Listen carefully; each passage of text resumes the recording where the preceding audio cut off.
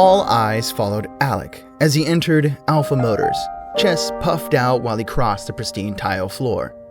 No one spared a glance at Barbara. Her slumped shadow trailed her as the early sun shone through spotless floor-to-ceiling windows. "Good morning, Mr. Anderson," the receptionist greeted Alec. "Have a nice day, sir," said the security guard. No one talked to Barbara. No good mornings, no hellos. "The new Monterey factory is ahead of schedule," said the COO beside Alec. "We'll increase production by 30%. Barbara's phone buzzed. "Run the cost reduction numbers," her manager texted. "You have 30 minutes. The elevator chimed. Barbara didn't register that someone was speaking as she stepped inside, head down, calculating margins in her thoughts. Alec swept through the doors without breaking a stride, imagining the view from the Monte Carlo apartment his broker had sent him the night before. Barbara's eyes widened as she recognized her CEO. "Good morning, sir," she muttered, mouth suddenly dry. Alec barely noticed, eyes never leaving the schedule on his phone. The hum of the elevator and the squeaking of the janitor's cloth rubbing the metal walls filled the silence. Barbara stared at her feet. On the third floor, she sat at her small desk, the polished tabletop empty except for her computer and a picture of her cat. On the top floor, Alec sat at his mahogany desk. Tennis trophies gleamed on the shelves, and a picture of himself on the court hung on the wall. He gazed at the flat belly of the old photo, running a hand over his protuberant stomach. Frowning, he pulled up his phone and texted, "Where's my report?" In 29 minutes, the report was ready on Barbara's screen. She clicked send. Later, Alec grinned at the charts on his desk. "With the cost reduction of key components," his finance director explained, "margin is up by 42% on urban mobility." An hour earlier, Barbara overheard the same director talking to her manager. "The boss was impressed. You might be moving up to the top floor soon." "Tight deadline," her manager replied, "but impossible isn't in my dictionary." Barbara's stomach twisted. The manager turned. "Barbara?" She faced him, wide-eyed, hopeful. "That dashboard for finance? Get it done. Today," he barked.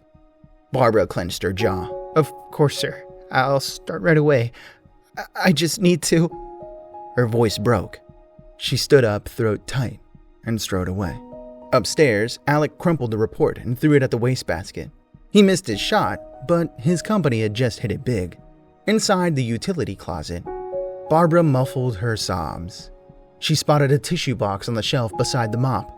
She grabbed it, wiping away the tears. That dashboard wouldn't finish itself. Meanwhile, Alec's phone thudded on the desk after the call with the safety integration manager. Ex-manager. Didn't like the cost cuts? How about cutting his own costs? He took a deep breath, the smell of lemongrass from his office already calming his nerves. Alone during lunch break, Barbara worked with one hand while holding a sandwich with the other. Right after lunch, Alec slipped into his sports car. He hit the gas, bolting towards the golf course. Time to blow off some steam. Barbara got home long after dinner time, her cat already meowing when her keys clinked on the door. It was almost dawn when Alec drove home from a party, the car roaring into the night as he ran every red light. 2 hours later, Barbara drove out to work. Cars lined up before her in a monster traffic jam. Alec's phone blinked. Traffic alert. He glanced at it and dropped back into his pillow. Barbara honked and punched the steering wheel. Her phone buzzed with, "Where are you?" and "I need that report." She cursed the driver of the crashed bus as she finally passed it, running over a box in the street. The sun was high when she entered the lobby. The floor-to-ceiling windows were smudged with finger marks. It was even higher when Alec strode across the floor, stepping over spilled coffee before reaching the elevator. Only its hum filled the silence on the way up. When Barbara sat at her desk, she noticed breadcrumbs from yesterday's sandwich. And Alec saw the same crumpled paper beside the wastebasket. They noticed. Because Carlos couldn't get to work that day. Alec didn't see Carlos hunched over the floor the day before, scrubbing each lobby tile long before he arrived. Barbara didn't know he had cleaned the floor-to-ceiling windows and polished her desk. When she stepped through the elevator doors yesterday, she didn't register that Carlos had wished her good morning. Alec didn't even see him wipe the elevator walls as he checked his schedule on his way up. Barbara didn't know he was the one who put the tissue box in the utility closet. He'd hear her cry inside every morning.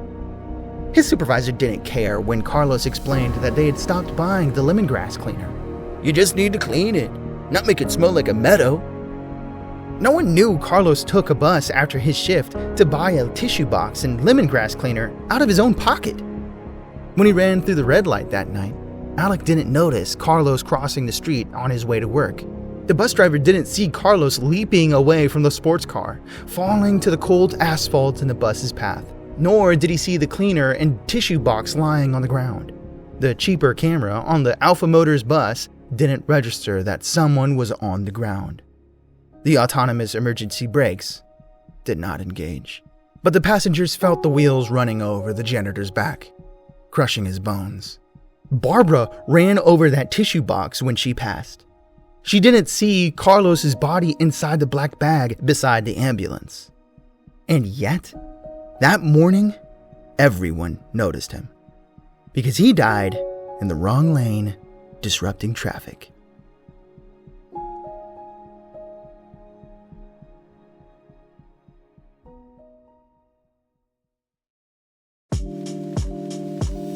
Hey guys, this is Struggo. Thank you so much for listening to this story. It was Invisible by FHlevin. They're currently working on a sci-fi anthology called Shadow and Steel and other stories, including every prompt submission they have done for the KPC, Key to Prompt Challenge. You can find their work on Wattpad, linked in the description.